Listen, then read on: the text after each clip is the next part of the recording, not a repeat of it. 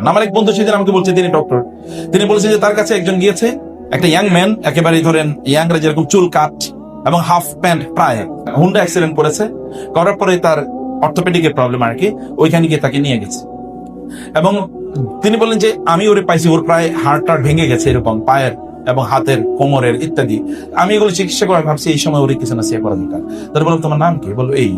ও তাহলে তুমি মুসলমান? হ্যাঁ। ও আচ্ছা আচ্ছা, তাহলে তুমি তো, আরে তুমি তো মারা যেতে, তাহলে কি হতো? তুমি তো মারাও যেতে পারতা, তাহলে হতো কি? তোমার চুলের এই অবস্থা কেন? তুমি নামাজ পড়ো? না, নামাজ পড়ি না। আহা, তুমি তো মারা যেতে, তাহলে কি হতো? আচ্ছা বাবা দেখো তো, মারা তো তুমি যেতেও পারতা, তাই না? তাহলে আমাদের এই জীবন নিয়ে আমাদের এত চিন্তা, জীবনের মৃত্যুর পর, এই জীবনের পর এরপরে কি হবে এটা নিয়ে কোনো চিন্তা করা দরকার না আমাদের। আমার মনে হয় বাবা তুমি এখন থেকে আল্লাহর কাছে ফিরে আসো, দিন প্র্যাকটিস করো, কোরআন পড়ো, নামাজ পড়ো, ভালো মানুষের মতো চলো, উস্কো খুস্কো চলো না, ইহুদি খ্রিস্টানদের মতো বা নাস্তিকদের মতো চুল রাখার কি আছে, তোমার ব্যক্তিত্ব আছে না। বলে যে আমি তার অপারেশন করাচ্ছি, এরকম তাকে কিছু নাসিহা করছি বা তাকে ট্রিটমেন্ট করছি, নাসিহা করছি। আমি তাকে ছেড়ে দিলাম, সে চলে গেল মেডিকেল থেকে, তার ছেড়ে চলে গেল। চলে যাওয়ার পর সে আমার সাথে দেখা করতে, মানে ইয়ের যে রুটিন ভিজিট, এর জন্য 15 বা 20 দিন বা 1 মাস পরে এসছে। আসার পরে ওইখানে এসে আমাকে সালাম দেয়, সালাম আলাইকুম স্যার। তাই বললাম চিনতে পারছি না। কে?